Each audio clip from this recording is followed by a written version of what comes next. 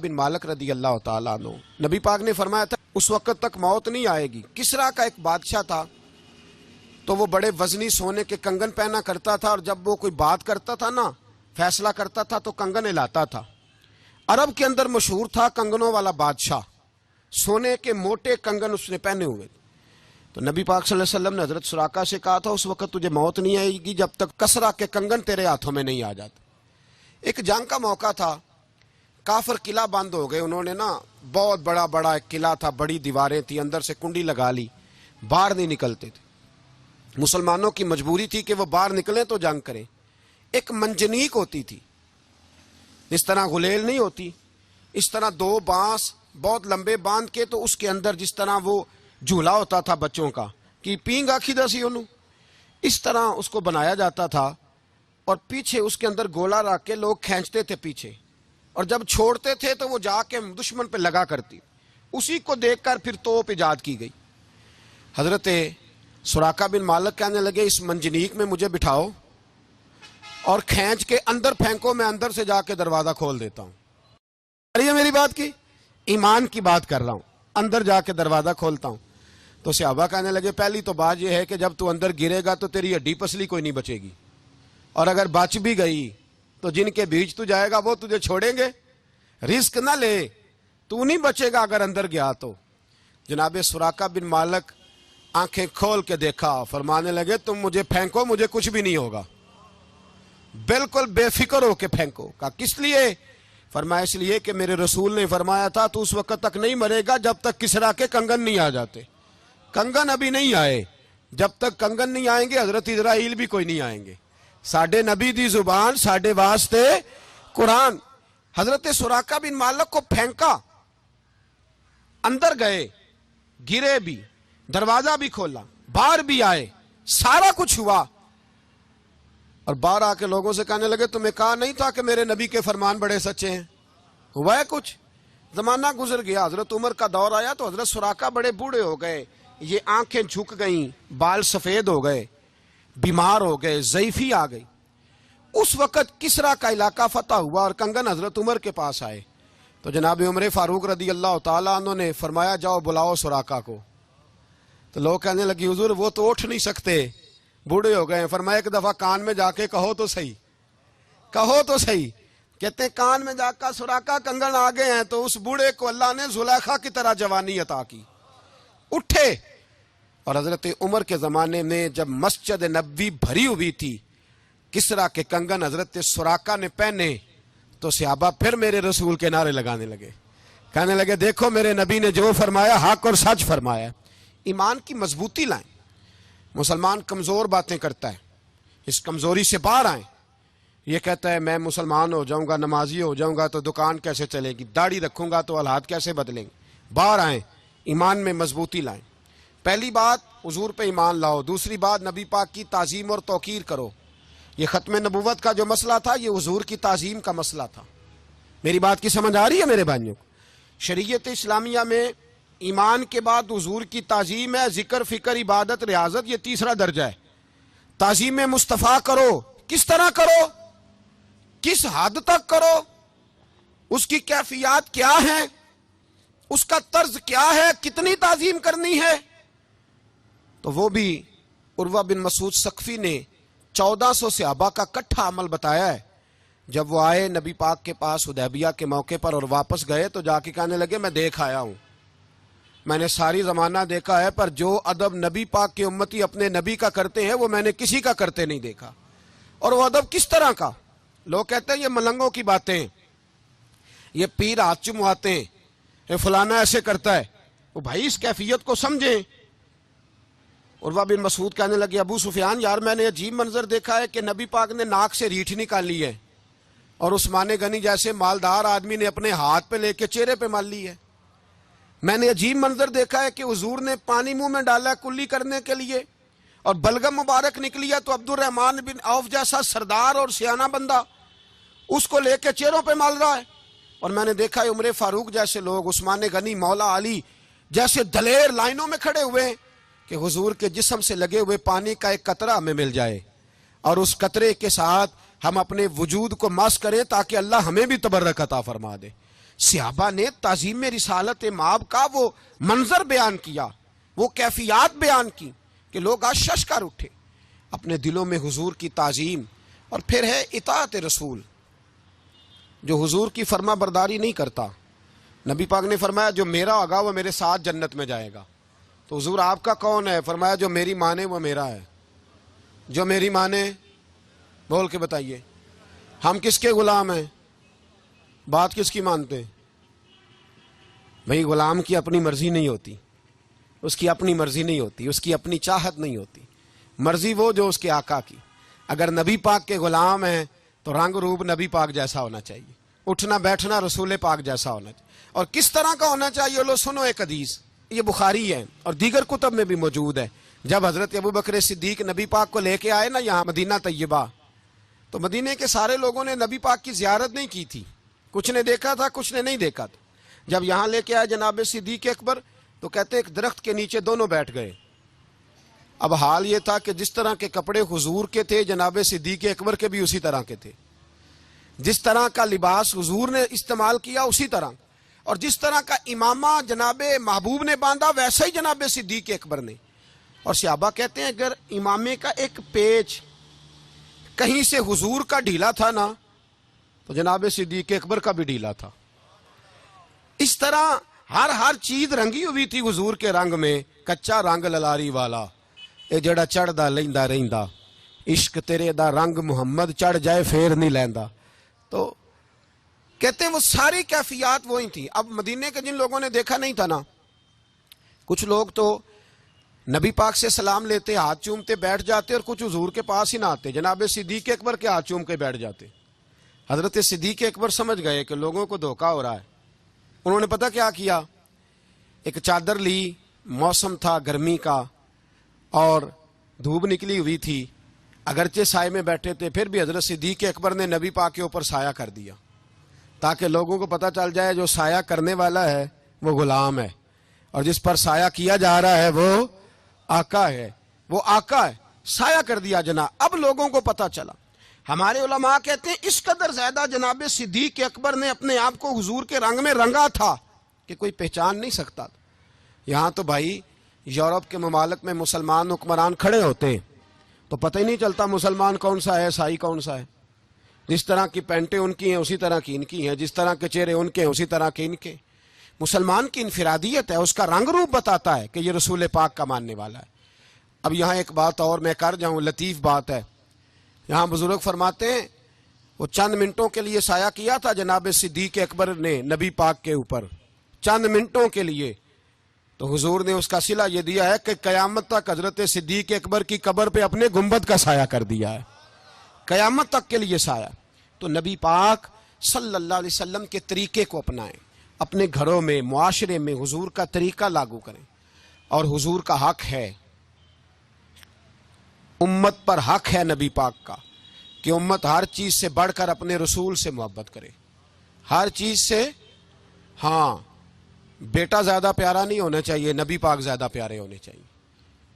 مال زیادہ پیارا نہیں ہونا چاہیے، حضور زیادہ پیارے ہونے چاہیے۔ ہر چیز سے بڑھ کر حضور سے محبت کریں۔ حضرت امام مالک رحمۃ اللہ تعالی علیہ، ہارون رشید کے بیٹے نے کدو پکڑا ہوا تھا، کدو کے ساتھ تھوڑی سی ٹہنی ہوتی ہے، تو وہ جو کدو کو گھما رہا تھا۔ اس نزاکت کو سمجھیں۔ لوگ کہتے ہیں مولوی شور کرتے ہیں، جلوس نکالتے ہیں، نبی پاک کے ساتھ امت کا رشتہ نازوں کی بڑا ہے، اس نزاکت کو سمجھا کریں۔ کدو پکڑا ہوا تھا تو کدو کے ساتھ ٹہنی تھی تو بچہ گھما رہا تھا۔ امام مالک اٹھ کے گئے اور ہارون رشید کے بیٹے سے کہنے لگے بیٹے یہ کدو نہیں، یہ کھانا نبی پاک کی سنت بھی ہے، اور کدو شریف حضور کو پسند بھی بڑا تھا، اس طرح کار، اس کو نہ گھما، کوئی اور سبزی ہوتی تو میں تجھے نہ کہتا۔ وہ بچہ تھا نا جوان، اس نے توجہ ہی نہ کی، تھوڑا آگے جا کے تو پھر گھمانے لگا۔ امام مالک رحمۃ اللہ علیہ ہارون رشید کے پاس گئے، کہنے لگے تیرے بیٹے کو 2 دفعہ سمجھایا ہے کہ ہمیں ہر چیز سے بڑھ کر حضور سے پیار ہے، اور یہ کدو نبی پاک کی پسند ہے، اس کو میں نے 2 دفعہ سمجھایا، پھر بھی کدو کو گھما رہا ہے، اب اس پر حد لگے گی، اسے جرمانہ ہوگا۔ تو ہارون رشید نے بیٹا نہیں دیکھا، رسول اللہ کا پیار دیکھا۔ کہنے لگے حضور کیا حد ہے؟ فرمایا اسے باندھو ستون کے ساتھ اور اسے 20 کوڑے مارو، اس پر کوڑے برسائے جائیں. اس نے اس کدو کے بارے میں وہ رویہ اختیار کیا جو نبی پاک کا پسندیدہ تھا. تو جو لوگ ختم نبوت کے بارے میں رویہ اختیار کریں. میں رات راول پنڈی کے قریب تھا تو ایک بزرگ مجھے وہاں پوچھنے لگے کہ جب وہ معافی مانگ رہے تھے تو آپ لوگوں کو معاف کر دینا چاہیے تھا. تو میں نے کہا جناب آپ کے گھر سے کوئی بندہ لاکھ روپیہ چوری کر کے لے جائے بعد میں معافی مانگے, جب پتہ چل جائے وہ کہ رکھ دیا ہے معاف تو معاف کر دیں گے آپ؟ کہنے لگے نہیں انہوں تے سزا ملنی چاہیے تھی. میں کہ انی کو گل اسی کری جانے ہیں. ٹھیک ہے آپ کسی کے طریقے سے اختلاف کر سکتے ہیں لیکن یہ موٹی سی بات ہے, حضور کے بارے میں جو بندہ کوئی بات کرے گا اسے اس کی سزا, بولیے اسے سزا اور ملنی چاہیے تاکہ دوبارہ کوئی ایسی جرت نہ کرے. اتنا سا مطالبہ ہے. اور وہ سزا بھی قانون کے دائرے میں رہ کر, کوئی غیر اخلاقی غیر شرعی سزا نہیں, جو آئین پاکستان کہتا ہے, قانون کہتا ہے. یہ مطالبہ اس کو پورا کیا جائے. تو میرے بھائی حضور کے ساتھ رشتہ سب سے بڑھ کر. اور پھر مسلمان نا اس معاملے میں تھوڑا جذباتی ہوتا ہے. نبی پاک کے معاملے میں مسلمان تھوڑا برداشت نہیں ہوتا. دیکھیں نا یار, میرے بارے میں کوئی بندہ بات کرے تو میں کہتا ہوں چلو ٹھیک ہے, تو اگر کوئی میرے ابا جی کے بارے میں بات کرے برداشت ہوتی ہے؟ بول کے بتائیں بھئی. آپ کے بارے میں بات کی تو چلو, بلکہ چھوٹے چھوٹے ہوتے تھے نا گاؤں میں تو بچوں کی آپس میں لڑائی ہو جاتی تھی تو کوئی ذکر کرتا تھا نا گھر کا, گھر تک نہ جائیں. جی سنا ہوا ہے آپ نے جملہ, میرے گھر تک میری بات کر. تو جب ہم گھر تک کسی کو بات کرنے کی اجازت نہیں دے سکتے تو نبی پاک تک اجازت دے سکتے ہیں بات کرنے کی؟ کسی کو یہ اجازت ہو سکتی؟ بالکل اجازت نہیں. اور صحابہ کرام نے یہ ہمیں کر کے دکھایا ہے. جو رسول اللہ صلی اللہ علیہ وسلم کے بے ادب تھے ان کی گردنیں کاٹی ہیں صحابہ نے, ان کے ٹکڑے کیے ہیں صحابہ نے. ان لوگوں کو صحابہ نے کبھی معاف نہیں کیا. ہاں نبی پاک نے معاف کیا ہے پر صحابہ نے معاف.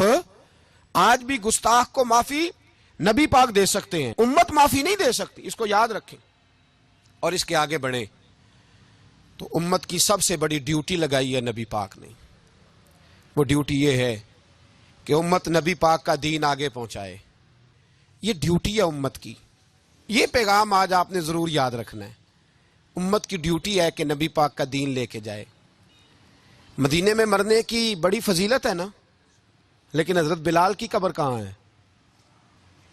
ملک شام میں. اگر وہ فضیلت دیکھتے رہتے نا کہ مدینے میں دفن ہوں گا تو سیدھا جنت میں جاؤں گا, کام نہیں کر سکتے تھے. اگر وہ فضیلت دیکھتے رہتے.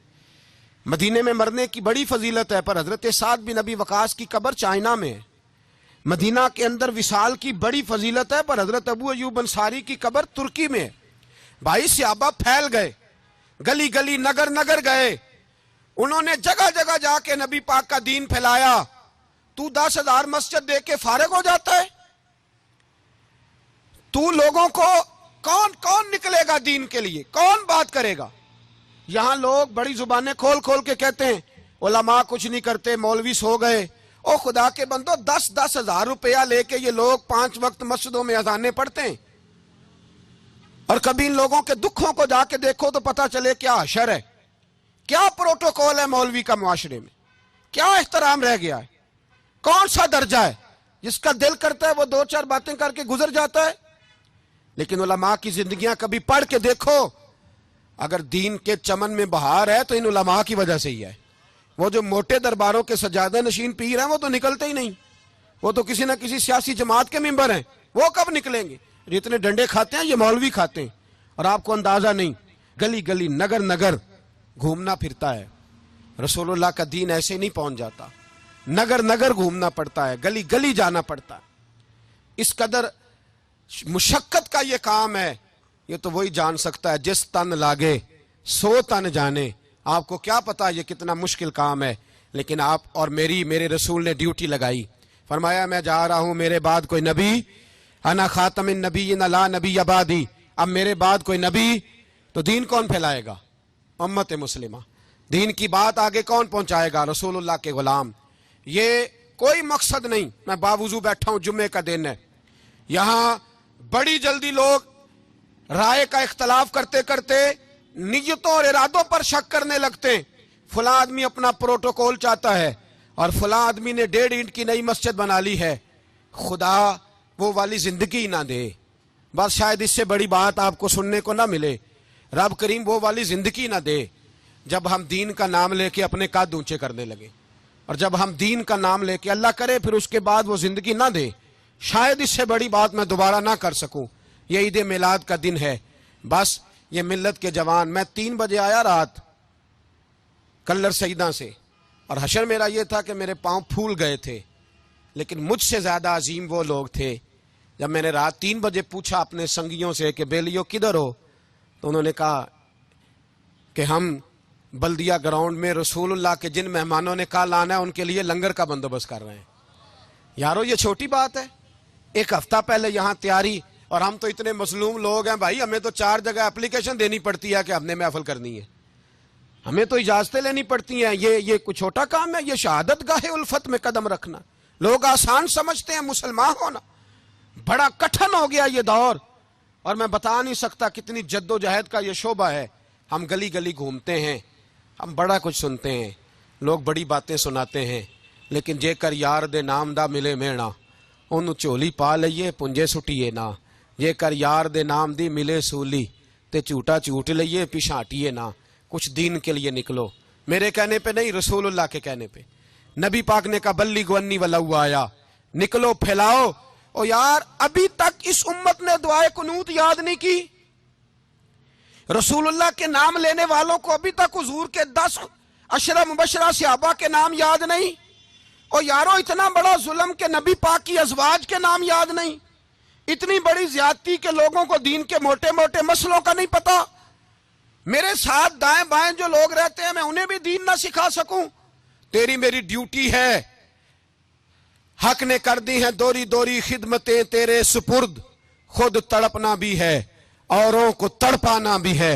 मैदान में निकलना है करिया करिया, कूचा कूचा, नगर नगर। रसूलुल्लाह सल्लल्लाहु अलैहि वसल्लम के गुलामों, काम अभी खत्म नहीं हुआ। इकबाल कहा करते थे, नूर तौहीद का इत्माम अभी बाकी है। अभी दूर दूर तौहीद का नूर फैलाना है। 4.5 अरब काफिर को मुसलमान करना है। जो मुसलमान दीन से दूर है उन्हें करीब लाना है। हमारे जवानों को गलत गाइड किया जा रहा है। इन्हें बताया जा रहा है बुत पूजने वाला भी किसी न किसी रंग में अल्लाह कोई पूजता है। हुक्मरान कहते हैं चर्च भी चले जाओ तो कोई हर्ज नहीं, होली दिवाली में भी चले जाओ तो कोई हर्ज नहीं। ओ जालिमो, तुम्हें शर्म नहीं आई? तुम्हें खबर ना हुई कि जिन बुत पूजने वालों की होली में तुम गए हो, इन बुतों के खिलाफ ही तो सारी जिंदगी मेरे नबी ने जिहाद किया है। इन बुतों के साथ ही, इन बुतों के मानने वालों के खिलाफ ही तो हुजूर निकले। तुम उनके पास चले गए जिनके खिलाफ हुजूर जिहाद करते रहे। हमें निकलना है, हमें 1 2 3 4 करके। आप यकीन करें, मैं तो कहा करता हूं, कोई आदमी अपनी दुकानदारी चमकाने के लिए भी इस दौर में दीन का काम करता है तो उसकी भी मेहरबानी। ओ चलो, नाम तो ले रहा है, कुछ कर तो रहा है। हालात इतने गंभीर हो गए हैं कि आप सोच नहीं सकते। हमारे जवानों को धैर्य बनाया जा रहा है।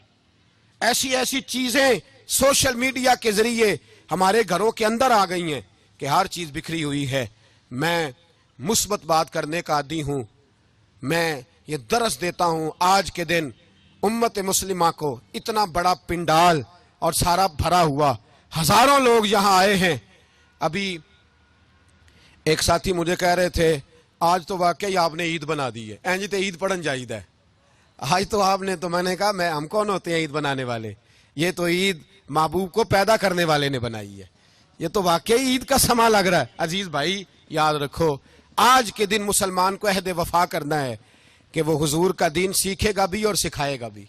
और मेरी अपील है, जो आदमी दीन की जहां भी नौकरी कर रहा है, उसका अकीदा अगर ठीक है, वो जहां भी नौकरी कर रहा है, तो मेहरबानी करो, हिमायत नहीं कर सकते तो मुखालफत किसी की भी ना करो। मेरी तो अल्हम्दुलिल्लाह करते ही नहीं लोग, मुझे पता है, अल्हम्दुलिल्लाह। मैं तो मुल्क भर में घूमता हूं, मैं जहां जाता हूं मुझे ऐसे ही लगता है कि सबसे ज्यादा लोग मुझी से प्यार करते हैं। जहां मैं जाता हूं मुझे लगता है मुझी से लोग सबसे ज्यादा मोहब्बत करते हैं। करिया करिया मैं पंजाब के बहुत सारे शहरों में होके आया हूं। कल मैं 3 दिनों के लिए जनूबी पंजाब चला जाऊंगा, साहिवाल जाऊंगा, मुल्तान जाऊंगा, लोधरा जाऊंगा। मैं घूमता हूं तो मैं देखता हूं कि यार ये तो बड़ा फजल है अल्लाह का। मेरी बात बन गई है तेरी बात करते करते, मेरी बात बन गई है तेरी बात करते करते। या रसूल अल्लाह, یا علی آمد مصطفیٰ مرحبا مرحبا آمد مصطفیٰ مرحبا مرحبا آمد مصطفیٰ چہرہ والضحیٰ۔ سنیے، وقت ہو گیا نماز جمعہ کا، باتیں تو ڈھیروں تھیں لیکن بہرحال وقت کسی کا انتظار نہیں کرتا، وہ گزر گیا۔ اس نقطے پہ ضرور آپ نے محنت کرنی ہے۔ حضور تو ہمیں دین دے گئے، اب گھروں کے اندر دین نافذ کریں، گھروں کے اندر دین لائیں اور اپنے بچوں کو دین کا درس دیں، سبق پڑھائیں۔ آپ ہمارے نہیں نبی پاک کے مہمان ہیں، تو حضور کا ہر مہمان خصوصی ہوتا ہے۔ اتنی بڑی تعداد میں آپ لوگ آئے، اتنا بڑا پنڈال تھا، سارا بھر گیا، اور آپ لوگوں نے یہاں شرکت کر کے یہ ثابت کیا کہ نہیں، مسلمان آج بھی سب سے زیادہ اپنے محبوب علیہ السلام کے نام سے محبت کرتے ہیں۔ اور میری یہ خواہش ہے، ہم لوگ رہیں نہ یا نہ رہیں، لیکن ایک خواہش ہے کہ ہر سال ربیع الاول کو چھٹی ہوتی ہے 12 کو، لیکن لوگ 100 کے وقت گزارتے ہیں۔ میری خواہش ہے کہ ہر سال ہمارے شہر میں رواج بن جائے کہ لوگ صبح 11 بجے یہاں آ جایا کریں، یہاں علماء کی باتیں ہوں، جمعہ نام بھی ہو، یہ سرکاری ادارہ ہے، اس کے اندر سارے لوگ پہنچیں اور یہاں پھر بیٹھ کے حضور کا تذکرہ ہو، جلوسوں میں یہیں سے شرکت ہو، یہ سلسلہ ہمیشہ جاری رہے۔ لوگوں کو پتا ہو کہ ہم نے ہر حال میں سویرے 10-11 بجے وہاں پہنچ جانا ہے، وہاں حضور کے ذکر کی محفلیں سجیں گی اور یہ سلسلہ پھر چلتا رہے۔ اور میں ہر شہر میں یہ تجویز دیتا ہوں کہ جو بڑے گراؤنڈ ہیں سرکاری، مسلمانوں کو چاہیے کہ وہاں جمع ہوں سارے، اور وہاں جمع ہو کے میلاد کی بزم سجائیں اور وہاں مقامی علماء سارا دن باتیں کریں تاکہ حضور کا تذکرہ چلتا رہے۔ سارے لوگ جلوس میں جائیں گے؟ جنہاں ہاتھ نہیں کھڑے کیتے انہوں نے کچا پروگرام ہے۔ نعرہ تکبیر، نعرہ رسالت، نعرہ رسالت، سرکار کی آمد۔